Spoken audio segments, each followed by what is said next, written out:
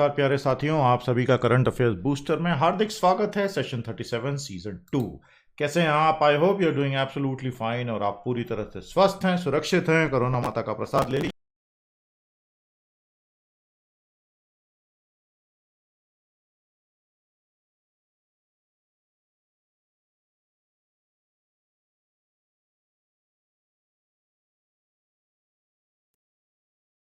रखने में काफी मेहनत करनी होगी भैया।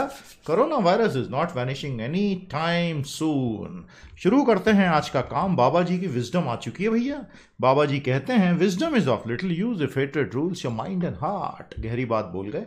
बाबा जी कहते हैं कि बहुत सारी विद्वत्ता है, बहुत सारी शिक्षा है, बड़े गुणवान हो, बहुत अच्छी बात है, लेकिन अगर तुम्हारे दिलो दिमाग में केवल नफरतें ही नफरतें भरी हुई हैं किसी भी चीज के प्रति, तो तुम्हारी सारी विजडम पूरी तरह से यूजलेस है। सोचिएगा, इस पर गंभीरता से सोचिएगा।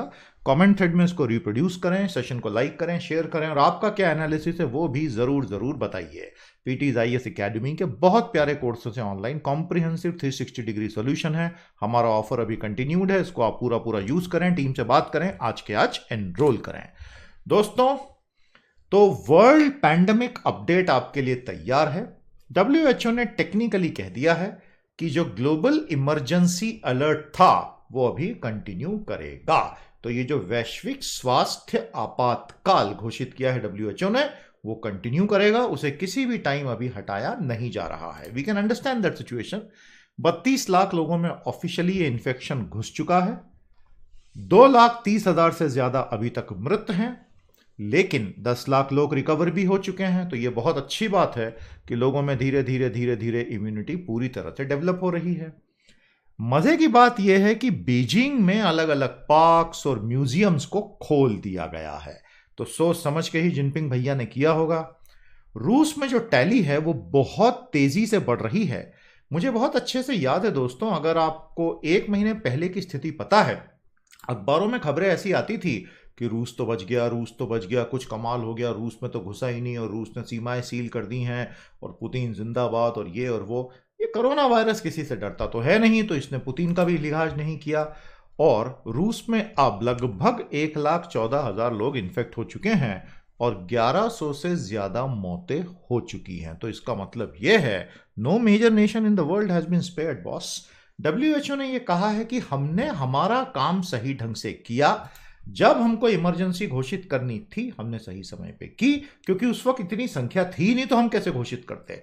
ये इस साल का सबसे डिबेटेबल मुद्दा रहेगा। हमारा पहला सवाल नोट करें। Comment analytically on the role played by WHO in the global pandemic 2020।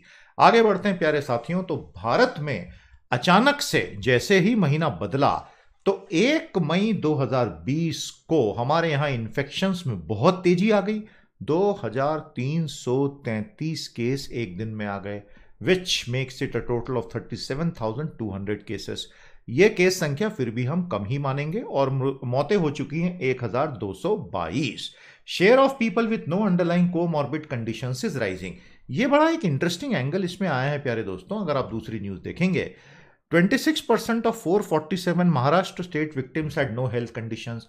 Normally हमें क्या बताया जा रहा है कि जो कोमॉर्बिड्स हैं, यानी साथ ही साथ कोई दूसरी बीमारियां चल रही हैं, हाइपरटेंशन है, ब्लड प्रेशर है, हार्ट डिजीज का प्रॉब्लम है या डायबिटीज मधुमेह है, ऐसे लोगों में मौत की संख्या ज्यादा हो जाती है, इंसिडेंस ज्यादा होता है। लेकिन अब वो परसेंटेज बढ़ रहा है लोगों का जिनमें कोई कोमॉर्बिडिटी ही नहीं है। ऐसा क्यों हो रहा है? क्या टेस्टिंग प्रोफाइल चेंज हो रहा है? व्यापक टेस्टिंग हो रही है? क्योंकि टेस्टिंग पर डे भी बढ़ चुका है। जो भी है, आने वाले समय में हमें पता चलेगा। तो हमारा आपसे आज का दूसरा सवाल, comment on the various relaxations provided in lockdown 3.0 and are they useful और डेंजरस।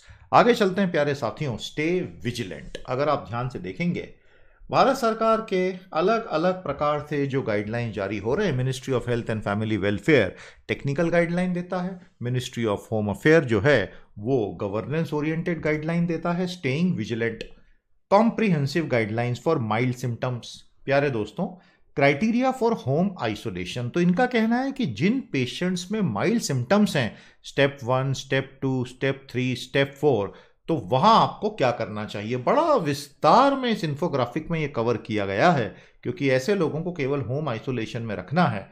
तो फिर आपको क्या करना है, मैंने सोचा ये आपको सिर्फ मैं एक बार बता दूं, एक सामान्य जानकारी के लिए ये बहुत बहुत यूजफुल है।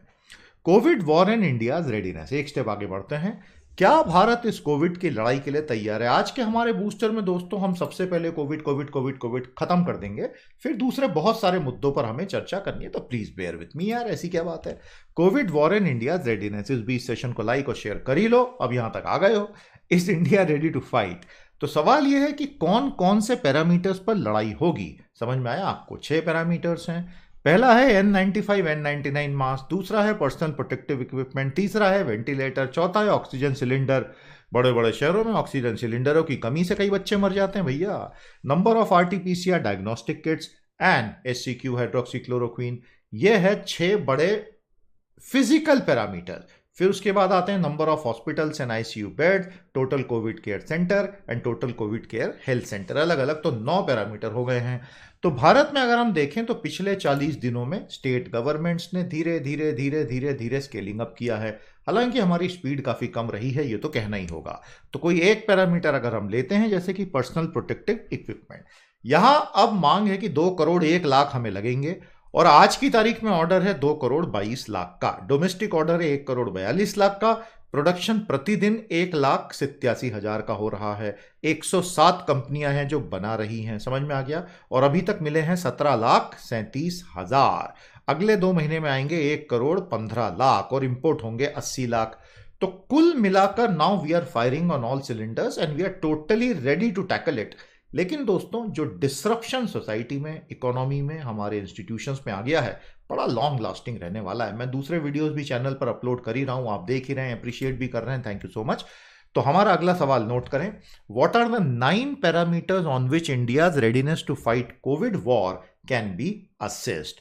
वो भाई साहब जो आप देख रहे हैं ना, जिनका स्वाब से सैंपल लिया जा रहा है, तो ये जो RT-PCR के लिए सैंपल लिया जा रहा है, बड़ी दर्दनाक प्रक्रिया है भैया।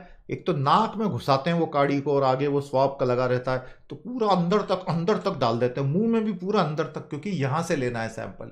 ऐसा भी नहीं कि यहीं बैठा, ये वायरस भी नामाकूल यहां नहीं बैठता, यहां जाके बैठता। अरे भाई यहां बैठ लो, बैठना ही है तो नाक में भी यहीं बैठ लो यार, तो हम उंगली से निकाल के दे देंगे। छी छी छी, क्या बोल रहे हो सर?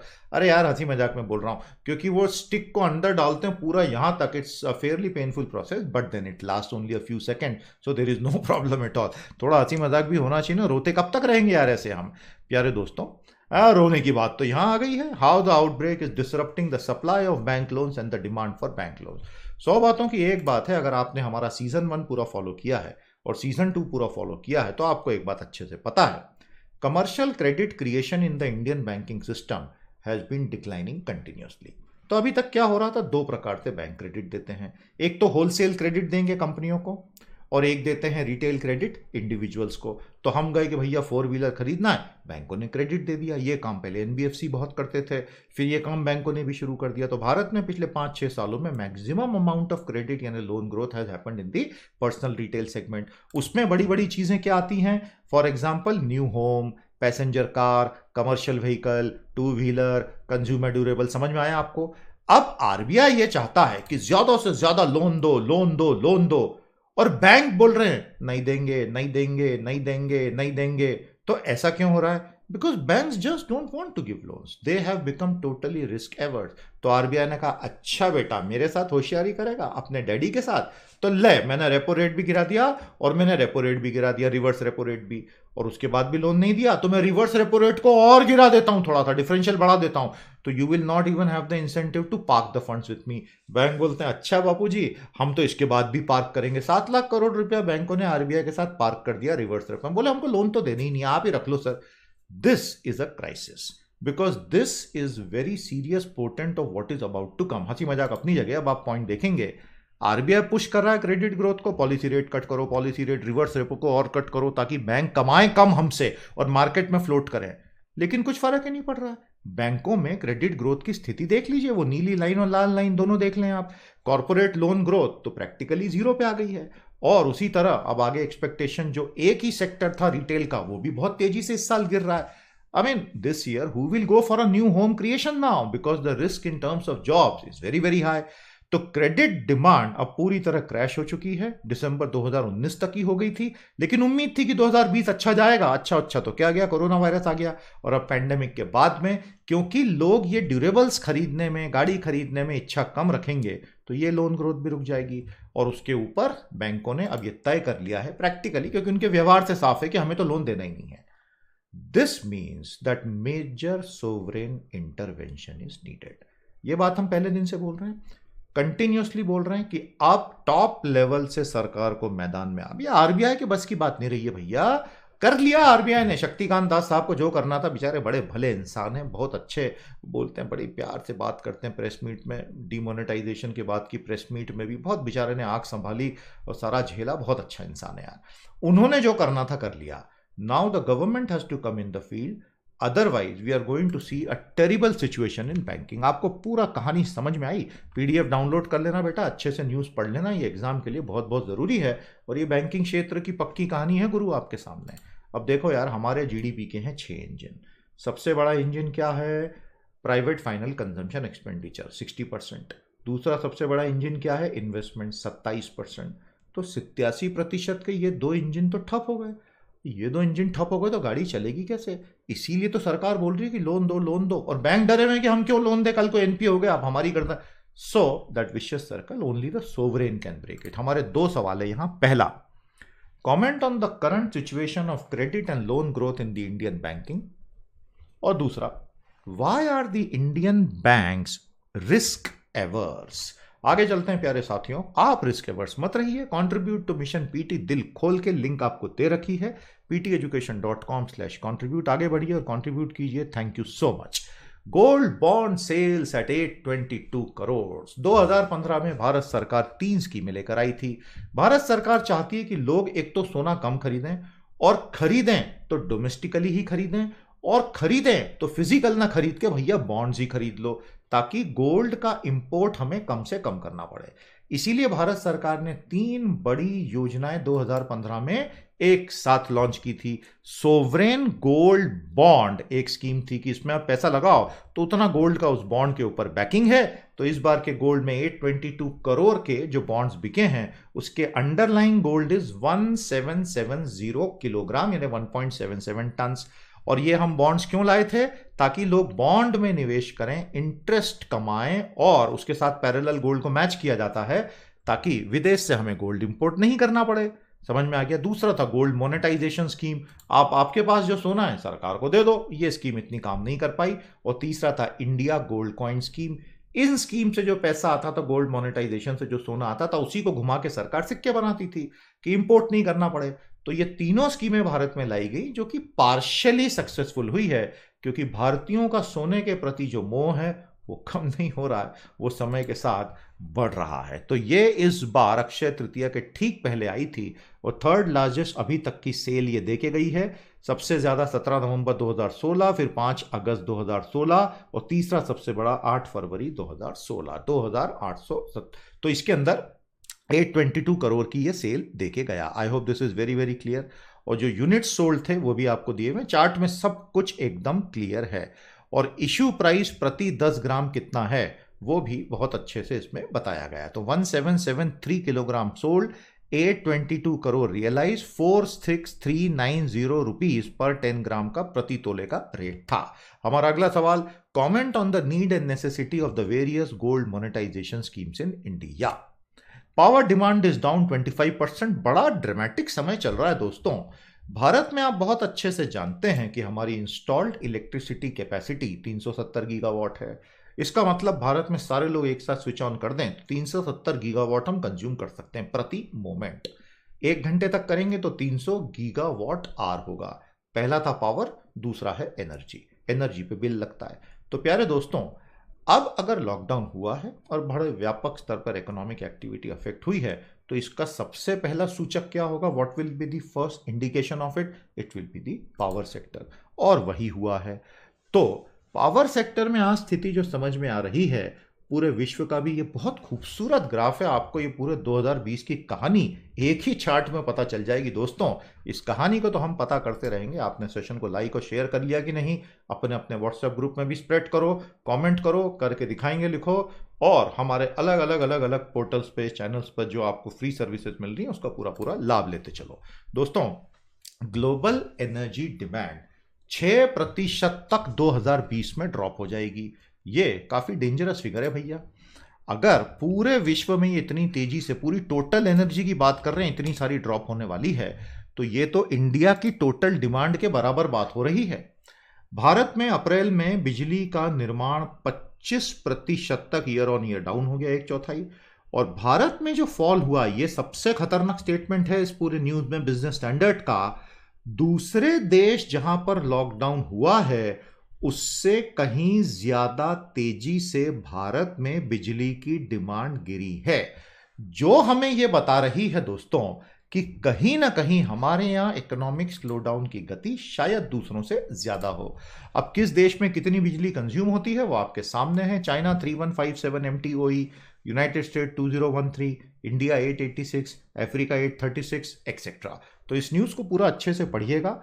उम्मीद यही की जा सकती है कि आने वाले दिनों में स्टिमुलस के माध्यम से भारत सरकार इसको रिवर्स कर दे, क्योंकि अगर इसको रिवर्स नहीं कर पाए तो जो पावर सेक्टर के एनपीए की प्रॉब्लम बड़ी मुश्किल से दबाई गई थी 2019 में, वो फिर से सामने खड़ी हो जाएगी। हालांकि आरबीआई ने अब 6 महीने सब कुछ आगे लुढ़का दिया है, तो फिर भी बच गए, और आईबीसी भी 6 महीने एक्टिवेट नहीं कर सकता कोई। अब हमारा अगला सवाल, comment on the present situation of power and energy sector in India, use low oil prices to a strategic advantage. Sushma Ramachandran madam ने बड़ा अच्छा आर्टिकल लिखा है। भारत सरकार किस प्रकार से स्वयं एनर्जी सिक्योरिटी को मजबूत करे, रिटेल लेवल पर लोगों को राहत दे, और बहुत जबरदस्त फायदा जो मिलने वाला है। 2019-20 में कुल $102 बिलियन का कच्चा तेल हमने खरीदा। इस साल ये बिल बहुत तेजी से नीचे गिरेगा। तो अब समय है कि हम अलग अलग फ्रंट पर इकोनॉमी को पुश दें, हमारे स्ट्रेटेजिक रिजर्व पूरे पैक कर लें, रिटेल लेवल पर राहत दे दें, उससे इकोनॉमी भी बढ़ेगी, एक्सेट्रा एक्सेट्रा एक्सेट्रा। बहुत अच्छा एडिट मुझे लगा, इसलिए मैंने आपके लिए रिप्रोड्यूस कर दिया। पूरा बेटा अच्छे से डाउनलोड करके पढ़ लेना। मेरा अगला सवाल, what are the 3 big benefits that the government of India can take from the prevailing energy situation in the world. तो लॉकडाउन को जो एक्सटेंड किया है 3.0 को, किसी को पहले ये उम्मीद नहीं थी कि लॉकडाउन एक्सटेंड होगा, लेकिन एक्सटेंड हुआ है। आप बहुत अच्छे से जानते ही हैं, रेड, ऑरेंज और ग्रीन जोन्स में देश को बांटा गया है, और काफी सारे कॉम्प्लेक्स गाइडलाइंस भी जारी किए गए हैं। अब भारत देश ही कॉम्प्लेक्स है, भारत इतना बड़ा देश है, कई देशों का संगम है, तो यहां कोई एक लकीर से तो काम हो नहीं सकता, वो हम भी समझते हैं। बट ओवरऑल गाइडलाइंस हमने उसका अलग से भी एनालिसिस दिया था, काफी सारे रिलैक्सेशन दिए गए हैं। लेकिन जो रेड जोन है या कंटेनमेंट जोन है, जैसा खुद मेरा शहर, तो कलेक्टर साहब काफी जोश में है। उन्होंने कहा कि हटा सावन की घटा, कई रिलैक्सेशन नहीं, घर में जैसे बैठे थे 14 दिन बैठे रहो, कोई बाहर मुझे पंछी भी उड़ता हुआ नहीं दिखा। तो basically it is up to the district administration to take a strict call. अच्छी बात है, अगर 14 दिन के बाद वायरस की स्पीड और कम हो जाती है तो बहुत बढ़िया बात है। तब तक आप और हॉस्पिटल कैपेसिटी, कैपेबिलिटी बना लेते हो, बहुत अच्छी बात है। उसके बाद लोग सोशल डिस्टेंसिंग मेंटेन करेंगे, बहुत अच्छी बात है। अमेरिका में तो नहीं हो रहा है। आज कुछ बहुत डरावने वीडियोस अमेरिका से आए हैं कि कुछ राज्यों में जैसे ही लॉकडाउन हटा है तो लाखों लोग सड़कों पे ऐसे टूट पड़े मानो 500 साल के बाद मौका मिला है सड़क पे आने का। This means that America will very soon have a massive second death surge. I am sorry to say this, इसका और कोई दूसरा मतलब है नहीं।